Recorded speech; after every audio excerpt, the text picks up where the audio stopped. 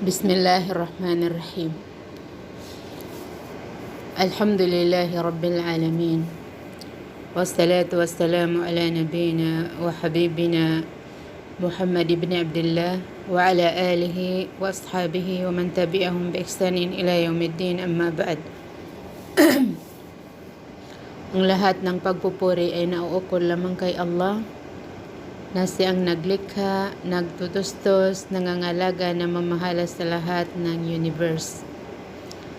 Nawa ipagkaloob niya ang kanyang mga pangangalaga at lalo pa niyang itaas ang antas ni Propeta Muhammad sallallahu alaihi wasallam at ang antas ng kanyang sunnah at antas ng mga tagasunod niya at ang kanyang mga kasamahan, ang kanyang mga pamilya hanggang sa dulo ng mundo.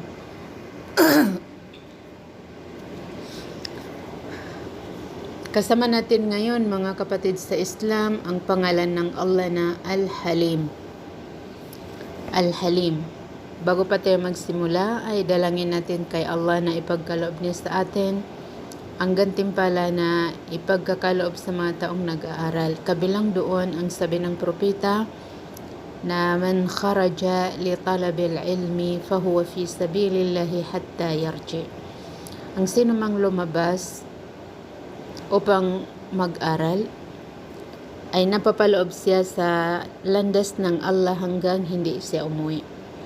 So kahit na hindi tayo lumalabas dahil sa mga kamay lang natin ang mga cellphone natin, ay ang ma-count na gantimpala natin ay ang mga oras na ginagamit natin sa pakikinig, sa pag-aaral. So habang tayo nandoon, ay napapaloob tayo sa landas ng Allah subhanahu wa ta'ala hanggang hindi natin isara ang ating mga cellphone.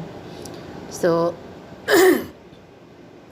bilang paalaala lang sa ating mga sarili sa kahalagahan at kadakilaan ng trabaho natin.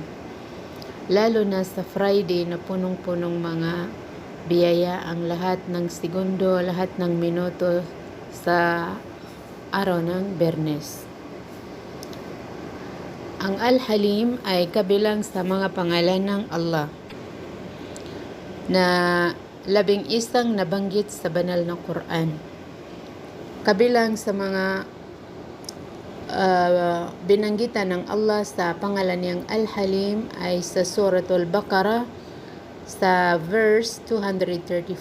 Sinabi niya, wa'lamu anna Allah ya'lamu ma fi anfusikum fahdaruhu wa'lamu anna Allah ghafurun halim. Kabilang sa ibig sabihin niya ang wa'lamu at alamin ninyo, kilala ninyo na tunay na ang Allah ay alam niya ang anumang napapaloob sa inyong mga sarili. Kaya maging maingat kayo sa Kanya. Maging maingat tayo sa Kanya. Ina-aware tayo ng Allah subhanahu wa ta'ala. Ina-aware niya tayo. Bakit? Para maging maingat tayo na hindi tayo maipakita sa Kanya ang maruming kalooban natin. Dahil nakikita niya ang anumang napapaloob sa ating mga sarili. Yun ang ibig sabihin ng wa'lamu anna Allah ya'lamu ma fi anfusikum fahdaruhu, kaya maging maingat kayo. Wa'lamu anna Allah ghafurun halim, at alamin ninyo na tunay na ang Allah ay lubos na mapagpatawad at lubos na mahaba ang kaniyang pasensya. So, ipinakilala, although na alam ng Allah ang anumang napapaloob sa ating mga isipan, sa ating mga intensyon, minsan nag-iisip tayo ng masama, minsan nag-iisip tayo ng mabuti, minsan nag-intensyon tayo ng kung ano-ano, minsan mabuti, minsan masama, ay lahat alam ng Allah. Subalit, nagtapos ang verse na ito na nagpakilala ang Allah na lubos na mapagpatawad at lubos na mahaba ang kanyang pasensya. Ibig sabihin, kahit na nakikita niya minsan sa ating mga isipan, sa ating mga puso ang mga masasama, ay hindi niya yan ipaparusa sa atin. Hindi niya ipaparusa sa atin dahil siya ay Al-Halim, mahaba ang kanyang pasensya. Tulad din ng mga anghel na naka-assign sa atin. Ang anghel natin sa kaliwa ay tagasulat ng mga masasamang ginagawa natin at mga masasamang sinasabi natin. So, hindi nila finalize ang nasasabi nating masama hanggang sa aabot ng 6 na oras. Dahil kung magbabalik loob tayo ay hindi nila isusulat. So, kabilang yan sa kahabaan ng pasensya ng Allah subhanahu wa ta'ala. Dahil ang Allah ay same time ay Ar-Rahim, lubos na maawain. Higit pa sa awa ng ina sa kanyang anak, ang awa niya sa kanyang mga alipin. Kaya ayaw niya sana maparusahan niya tayo. Ayaw niya sana mapunta tayo sa impyerno. Kung may paraan lang na hindi tayo maparusahan ay gagawin niya. Subalit, hindi naman pwede na hindi parusahan ang mga nagkakasala dahil hindi naman siya magiging fair. Wa'lamu anna Allaha ghafurun halim. Tulad din pag nakaisip tayo ng masama, na kung hindi natin tutuparin ang naisip nating masama, plano nating masama, ay gagantimpalaan pa tayo ng Allah at hindi tayo paparusahan dahil siya ay lubos na mahaba ang kaniyang pasensya. Lubos na mahaba ang kaniyang pasensya. Waqad kana sallallahu alaihi wasallam yaqulu indal qarb. Talagang ang kalagayan din ni Propeta Muhammad sallallahu alaihi wasallam sa mga kagipitan. Pag sobra-sobra na ang mga problema niya ay ito ang binabasa niya. Binabasa niya ang pagdadakila na ito kay Allah na napapaloob sa kanya ang pangalan ng Allah na Al-Halim. Sinasabi niya, La ilaha illallahul halimul hakim. Memorize na natin yung La ilaha illallah. Ang i-memorize lang natin ay ang mga idinudugtong. La ilaha illallahul halimul hakim. Walang totoong Diyos na dapat sambahin maliban kay Allah na siya ay lubos na mahaba ang kanyang pasensya at lubos na maalam. Bakit yun ang irinurugtong natin sa kalimatut tawhid? Dahil pag napapaloob ka sa malaking problema ay huwag ka mag-isip ng masama kay Allah. Huwag mo i-negative ang thinking mo. Huwag mo isipin na katapusan mo na yan. Ang isipin mo ay hindi iyan ang katapusan mo, kundi yun ay bilang awa ng Allah sa iyo upang maiangat ang iyong antas sa kabilang buhay at upang mapatawad sa iyo ang mga kasalanan mo. Dahil siya ay Al-Halim. Al-Hakim, lubos na maalam, alam niya ang ginagawa niya. Linalagay niya ang bagay sa nararapat na lalagyan. Gagawin niya ang nararapat na gagawin niya sa isang tao. Pangalawa ay La ilaha illallahu rabbul arshil azim. Walang totoong Diyos na dapat sambahin maliban kay Allah na siya ang naglikha na mamahala sa dakilang arsh. Alam natin ang arsh na siya ang pinakamalaking nilikha ng Allah. At siya ang pinakamagandang nilikha ng Allah at siya ang pinakaunang nilikha ng Allah. So ano ang connection ng problema mo at saka ang dakilang arsh? Ang connection niya ay upang ma-remind mo ang iyong sarili na kung kaya ng Allah i-manage ang dakilang arsh, ay mas easy sa kanya, mas madali sa kanya i-manage ang problema mo. Kasi pag napapalob ka sa malaking problema, ay sinasamantala ka rin ang syaitan na iniiris niya ang pananampalataya mo o di kaya pinapahinaan niya ang pagtiwala mo kay Allah. Binubulungan ka niya ng mga masasama upang mawalaan ka ng tiwala kay Allah subhanahu wa ta'ala, kaya dapat mo yan paghandaan. Dapat mo paghandaan na huwag ka maunahan ng syaitan. Dahil every time na napaloob ka sa problema, ay sasamantalain ng syaitan na wawaswasan ka niya, bubulungan ka niya na saan na ang Allah mo? Saan na ang sinasabi sa iyo na lubos na maawain? Bakit ka pinapabayaan? Ilang araw na napapaloob ka sa problema mo. Ilang araw na nagkakasakit ka, ilang buwan na, bakit hindi ka pa rin gumaling? Kung totoo na maawain ang iyong Allah, kung totoo na makapangyarihan ang iyong Allah, kung totoo na si ang gumagamot, bakit hindi ka pa ginamot? So yun na ang mga diskarte ng syaitan sa iyo. Ang Allah ay sinusubok niya tayo kung gaano tayo makapaghintay, gaano tayo matibay na hindi tayo mawalaan ng pag-asa sa Kanya, hindi tayo mawala ng tiwala sa Kanya. Hindi ang ibig sabihin ng mga problema na pinapadala sa atin ay tatapusin tayo ng Allah.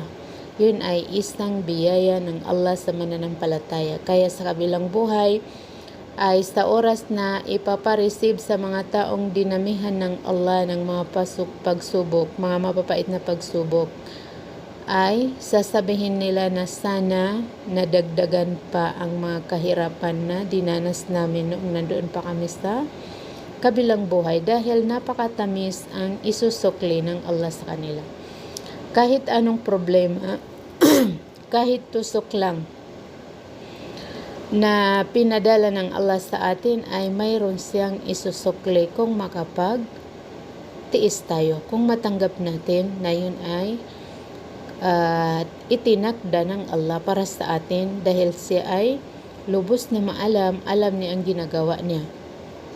Kung ginawa man niya sa atin ay yun ay alam niya na kaya natin. Alam niya na kaya ng ating pananampalataya, kaya maging maingat tayo sa syaitan. Lubos na maalam. So kung kaya niya i-manage ang Arshil Azim, dakilang Arsh, ay mas kaya niyang i-manage ang sarili mo. Ikaw na iisang tao lang na ganito ang kaliit natin compare sa Arsh. Kaya huwag ka mawalaan ng pag-asa. Ngitian mo lang ang mga problema mo. Huwag ka mawalaan ng trust.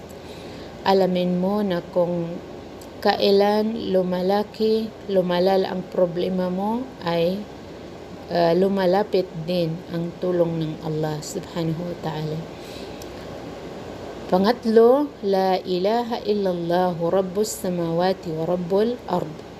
Walang totoong Diyos na dapat sambahin maliban kay Allah, na naglikha, nagtutustos, namamahala, nangangalaga sa mga kalangitan at mga kalupaan. So tingnan niyo, ang sumunod naman ay ang Arsh ay naririnig lang natin na malaki. Subalit ito naman na irinugtong sa Kalimatut Tauhid ay ang mga malalaking nilikha na minamanage ng Allah na nakikita ng mga mata natin, na ang mga kalangitan at kalupaan. Pag pinagmasdan natin ang mga kalangitan ay napakalaki. So nakakadagdag ng pananampalataya at paniniwala kay Allah na siya ay tunay na lubos na makapangyarihan, lubos na malakas, dahil paano ba niya nakokontrol ang mga kalangitan na walang haligi at hindi mahuhulog. Ganon din ang kalupaan. So nangangahulugan ang kalawakan ng kalangitan at ang kalupaan na ang naglikha nito ay lubos na makapangyarihan. So kung kaya niya i-manage ang mga kalangitan at kalupaan, ay mas lalo niya kayang i-manage ang isang tao. At ang problema mo, napakaliit yan sa kanya.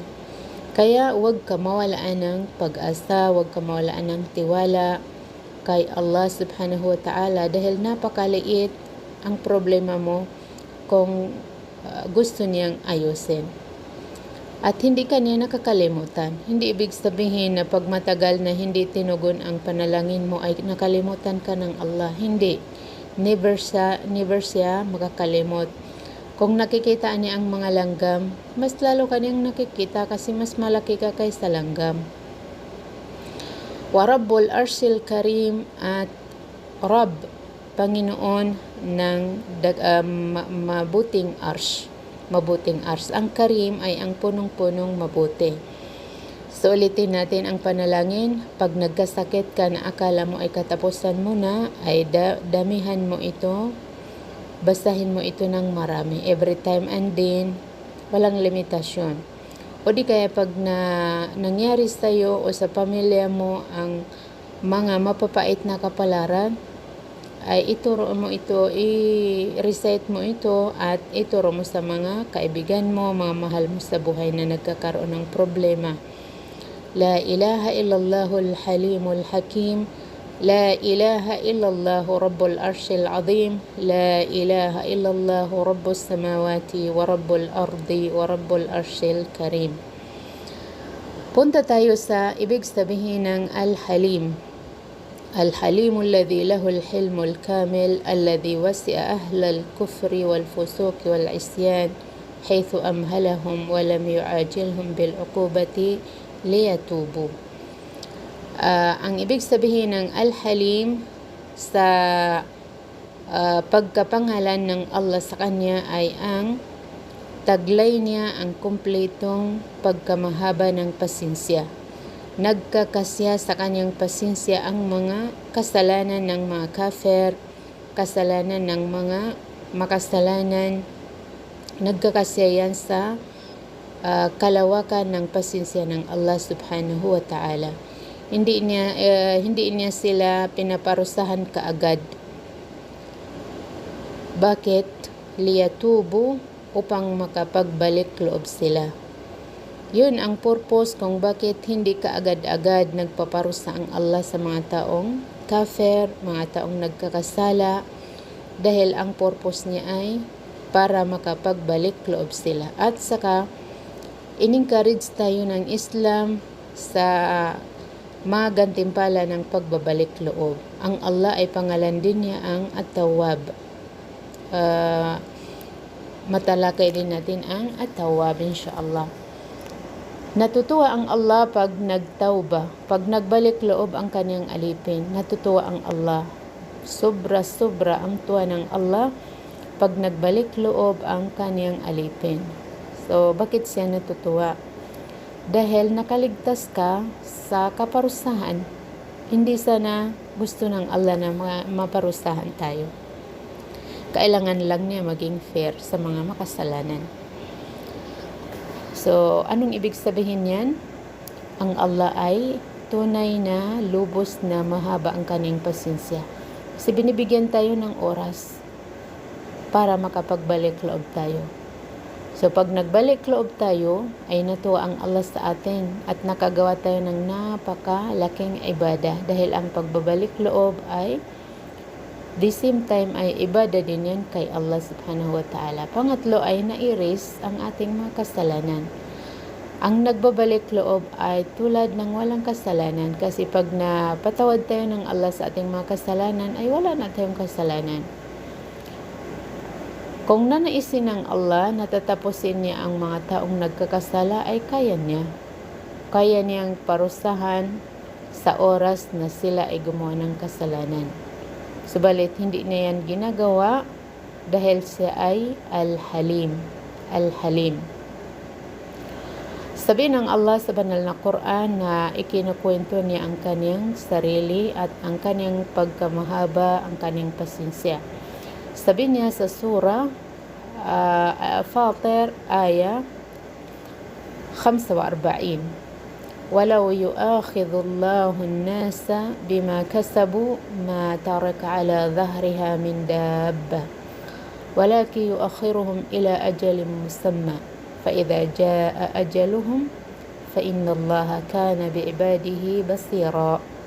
Ibig sabihin, kung ipaparusa lang ng Allah sa mga tao ang anumang nagagawa nilang mga kasalanan, ay walang maiiwan dito sa ibabaw ng lupa na humahapang. Pati ang mga hayop, mga insekto ay madadamay. Kung ipaparusa lang ng Allah sa mga tao ang kanilang mga pagkakasala, ay walang matitirang humahapang dito sa likod ng lupa. Pati mga hayop, pati mga insekto ay madadamay, masisira ang lupa. Walakin, subalit, sabi ng Allah, yuakhiruhum ay ipinapaliban niya sila, ipinapaliban niya ang kanyang parusa sa ibang araw. Ipinapaliban niya sa specific time. Yun ang ibig sabihin ng ajalim musamma. specific time. Faida jaa ajaluhum, pag dumating na ang oras na nakatakda para sa kanilang kaparusahan dahil sa kanilang mga pagkakasala, fa inna Allaha kana bi ibadihi basira, ay tunay na ang Allah ay ang kalagayan niya sa kanyang mga alipin ay lubos na nakikita niya sila. Ibig sabihin, ang pagkamahaba ng pasensya ng Allah ay hindi iyan kakalimutan. Hindi totally kakalimutan niya sa taong gumagawa ng kasalanan. Pinapaliban lang niya sa ibang oras, itinatakda niya sa ibang oras upang makapagbalik loob. So kung binigyan ka ng 1 taon, hindi ka na nakapag-isip, hindi mo na pinagsisihan ang ginawa mong kasalanan. O 2 taon, walang ginawang masama ang Allah sa iyo, pero hindi na yan nakalimutan. Itinakda niya sa mahabang oras pagkatapos mong gumawa ng kasalanan. Subalit, pag hindi ka na nagbalik loob, ay saka kanya paparusahan sa ginawa mong kasalanan. Kaya minsan, nakalimutan mo na ang kasalanan mo at noong itakda na ng Allah ang kaparusahan, napakalaking swerte ng tao pag ipinarusa ng Allah sa kanya dito sa mundo. So ano-ano ang mga parusa ng Allah, bunga ng pagkakasala ng tao. Minsan binibigyan ka ng sakit upang mairis ang kasalanan mo na hindi ka nagbalik loob. Kung nagtauba ka lang, nagbalik loob ka lang, ay siguro hindi ka niya bibigyan ng sakit, hindi ka niya bibigyan ng problema. Subalit nang kinalimutan mo ang pagbabalik loob ay para hindi ka niya maparusahan sa kabilang buhay, ay binigyan ka ng malaking problema dito sa mundo bago ka pa mamatay, o binigyan ka ng sakit o kung ano-ano ang nangyaring masama sa iyo. Ang miligro ay ang iparusa niya sa iyo sa kabilang buhay. Ang mabaon mo ang dala mong kasalanan na maiparusa sa iyo sa libingan mo dahil walang makakaalam sa iyo. Walang nakakakita sa iyo, walang nakakarinig maliban kay Allah. Hindi tulad ng kung iparusa ng Allah sa iyo dito sa mundo, ay ang daming tutulong sa iyo, di ba? Tutulungan ka ng mga mahal mo sa buhay, hindi ka nila pababayaan. Kung magkakasakit ka, ay lahat sila tutulong sa iyo upang gumaling. Maraming solusyon dito sa mundo kung dito mo yun ma-receive. Subalit kung doon ay wala na, ikaw lang mag-isa ang mag-receive. Buti lang kung may mga makakaala-ala sa iyo sa mga mahal mo sa buhay na ihihiling kanila ng kapatawaran kay Allah, o di kaya ibibigay kanila ng sadaka, o di kaya idodonate kanila ng sadaka mo na forever. Kung nakalimutan ka na nila, kasi likas ng mga tao na ang bilis nila makalimot. Iiyak lang sila mga ilang oras. Hindi yan aabot ng 24 hours, ay hindi na sila iiyak. Ngingiti na yan sila. Maliban lang sa pinaka malapit mong kamag-anak. So kung mga friend lang, hindi yan tatagal ng 1 araw at ngingiti na yan sila, at everyday ay nababawasan ang alaala nila sa iyo. So yan, mas mabuti na maiparusa ng Allah sa iyo dito sa mundo.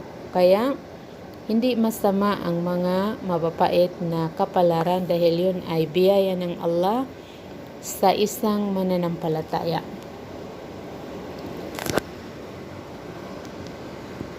Walau yu'akhidhullahu an-nasa bima kasabu ma taraka ala dhahriha min dabba walakin yu'akhiruhum ila ajalin musamma fa idza jaa ajaluhum fa inna Allaha kana bi ibadihi basira. Hindi siya nagbibigay ng mahabang oras na ang ibig sabihin ay hindi niya kaya magparusa, hindi. Ang may katangian, ang kaya nang magbigay ng mahabang pasensya ay ang malakas. Ang mahina ay hindi yan nagbibigay ng mahabang pasensya, kundi nagtitiis dahil wala siyang magawa. Ang Allah ay makapangyarihan, kaya niyang magparusa on that spot, pero hindi niya ginagawa bilang awas sa atin. Pag hindi niya diniretso ang parusa ng tao ay hindi ibig sabihin ay kinalimutan niya yan. Baon pa rin niya yan hanggang sa magtagpo sila. Pag hindi siya nagtauba ay ipaparusa dito sa kanya dito sa mundo. Kung hindi naman ipinarusa sa kanya dito sa mundo ay ipaparusa sa kanya sa kanyang libingan. Pag hindi naman natapos dahil malaki ay ipaparusa pa rin sa kanya sa araw ng paghuhukom. Kung hindi pa rin natapos ay ipaparusa sa kanya sa impyerno hanggang maires lahat ang kanyang kasalanan, ang lahat ng kanyang dalang kasalanan na hindi niya pinagbalik-looban. At pagkatapos maiparusa sa kanya sa impyerno ay saka siya papasok sa paraiso. Yun ang mga ahlut tawhid, yung mga naniniwala sa kaisahan ng Allah. Mga Muslim na mga makasalanan. Ayon naman sa mga hindi Muslim ay wala silang oras na makakapasok sila sa paraiso. Diretso sila sa impyerno. Kabilang sa pagkamahaba ng pasensya ng Allah ang kwento sa Ashabul Ukhdud. Ang Ashabul Ukhdud ay sa sinaunang panahon ay inipon ang lahat ng mananampalataya. Naghukay sila ng napakalalim na hukay at linagyan ng mga kahoy at pinaapoy. Tinatawag ang mga mananampalataya kung ano ang gusto niya, mahulog sa apoy o bumalik sa dating relihiyon. So ang mga mananampalataya ay pinili nilang mahulog sila sa apoy kaysa bumalik sila sa dati nilang relihiyon. Ibig sabihin, dati na ito na maraming tukso. Kaya napakalaking kasalanan ng mga taong sumunog sa mga mananampalatayang yan. Wala silang kasalanan kundi ang paniniwala nila kay Allah subhanahu wa ta'ala. Subalit, binigyan pa rin sila ng Allah ng pagkakataon na kung sakali magbabalik loob sila ay papatawarin sila ng Allah kahit napakalaki ang kanilang atraso kay Allah subhanahu wa ta'ala. So yun ang point of view doon. Kahit napakalaki ang kasalanan natin, ay open pa rin ang pinto ng pagbabalik loob.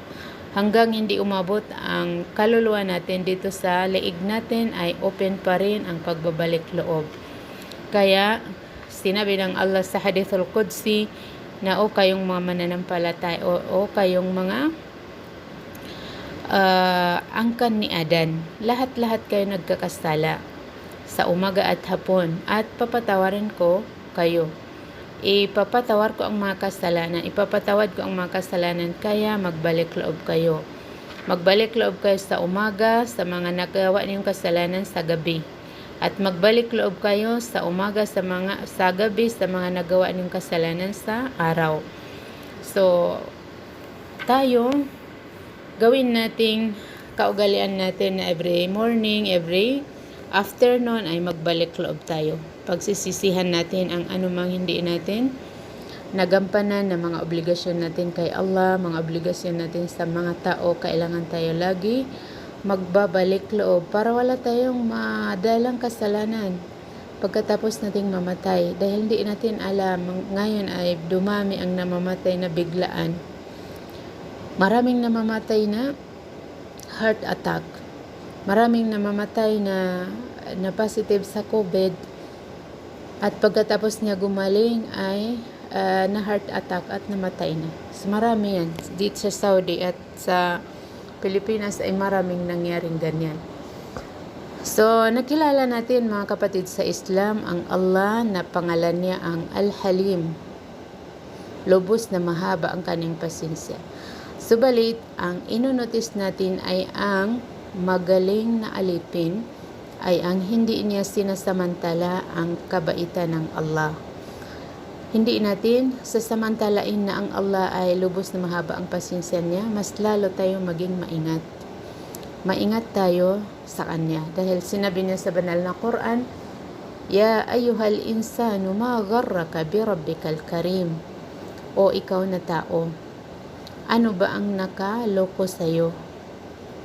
Ano ang nakaloko sa'yo upang samantalain mo ang kabaitan ng iyong Rabb? So tingnan mo, ang ginamit doon ay sinong nakaloko sa'yo? Anong nakaloko sa'yo? Ang nakaloko sa tao na sinamantala niya ang pagkamahaba na pasensya ng Allah ay ang kanyang sarili. Ibinulong sa kanya ng kanyang sarili at ang syaitan na gawin mo to dahil hindi ka rin magtataubat ka lang. Yun ang lagi dahilan na nagkakasala ang mga makasalanan. Sige na, gawin mo to kasi hindi naman everyday ay ginagawa mo to. At saka ang Allah ay lubos na, mahaba ang pasensya niya. Pagkatapos mong gawin ay magtaubat ka at parang walang nangyari. So, hindi yan kaugalian ng mabait na mananampalataya kay Allah. Huwag mo samantalain ang kabaitan ng Allah at ang pagkamahaba ng pasensya niya. Pati tayong mga tao, pag mabait tayo sa kaibigan natin at sinamantala niya tayo, ay anong nangyayari sa atin? Natu-turn off tayo. Hinihinto natin ang kabaitan natin sa kanya. Nagagalit tayo sa taong mapagsamantala.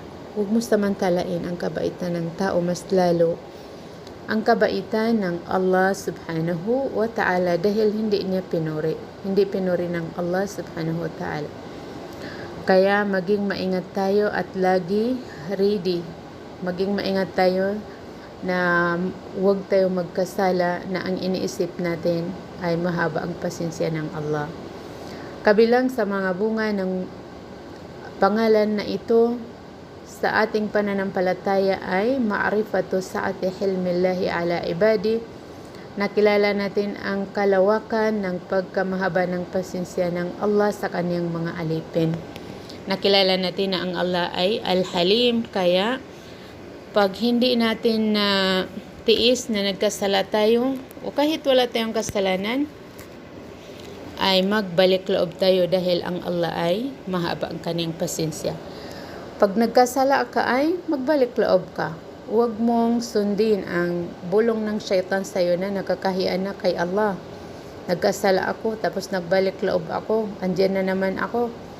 Huwag mo sabihin sa sarili mo na hindi na ako magbalik loob kasi nakakahiya na. No. Kilalanin mo ang iyong Rab, ang Allah na at-Tawwab. Tatanggapin niya ang pagbabalik loob mo kahit everyday. Basta, ang importante ay every time na nagkasala ka ay magbalik loob ka. Kasi, hindi lang tatanggapin ng Allah ang pagbabalik loob mo pag nandito na sa lalamunan mo ang kaluluwa mo. So, as long as hindi pa dumating ang oras ng sakratal maut mo ay open. Ay dinidiskartehan ka lang ng syaitan na hindi magbalik loob. So, nakilala natin ang Allah na Al-Halim. Nakilala natin na At-Tawwab, nakilala natin na Ar-Rahim. Ano naman ang bubungahin niya sa pag-uugali natin? Ang bubungahin niya sa pag-uugali natin ay gayahin natin ang Allah. Kasi ang Allah ay mahaba ang pasensya niya. Iidukit din natin sa ating mga sarili na pahabain natin ang ating mga pasensya sa mga taong mas mababa sa atin. Tulad ng mga anak natin, mga mahihina kaysa atin, mga cleaner, o yung may mga katulong, yung may mga kapatid na ikaw ang naggagastos, yung mga nasa ikaw ang inaasahan nila. Pahabain natin ang ating mga pasensya sa kanila. Hindi kung kailan sila nagkasala ay hindi na natin makakalimutan sa kanila. Kasi kung mahaba ang pasensya ng Allah ay mas lalo tayo sana mahaba ang pasensya natin. Ang mga pangalan ng Allah ay mayroong mga pangalan ang Allah na pwede nating gayahin tulad ng pagkamawain niya, pagkamahaba ng pasensya niya, pagtanggap niya sa nagbabalik loob. Tayo din pag may nagsuri sa atin ay kailangan nating tanggapin ang kanyang pagsuri. Ang hindi lang natin pwedeng gayahin ay ang mga pangalan ng Allah na tulad ng pagkaisa niya, pagka-iisa niya o di kaya pagkamataas niya. Ang pagkamataas ng Allah ay sasalungatin natin yan. Magpapakumbaba tayo sa Kanya. Ang pagkadakila niya ay sasalungatin natin na magpapakumbaba tayo sa Kanya. So, dito lang tayo hanggang mga kapatid sa Islam. Dahil dumating na tapos na ang oras na pwede natin isend. Dalangin ko sa Allah na pagpalain niya sa inyo ang anumang naririnig niyo dito sa madras natin. paggantimpalaan nawa niya tayong lahat. Subhanakallahumma wa bihamdik, ashhadu an la ilaha illa anta, astaghfiruka wa atubu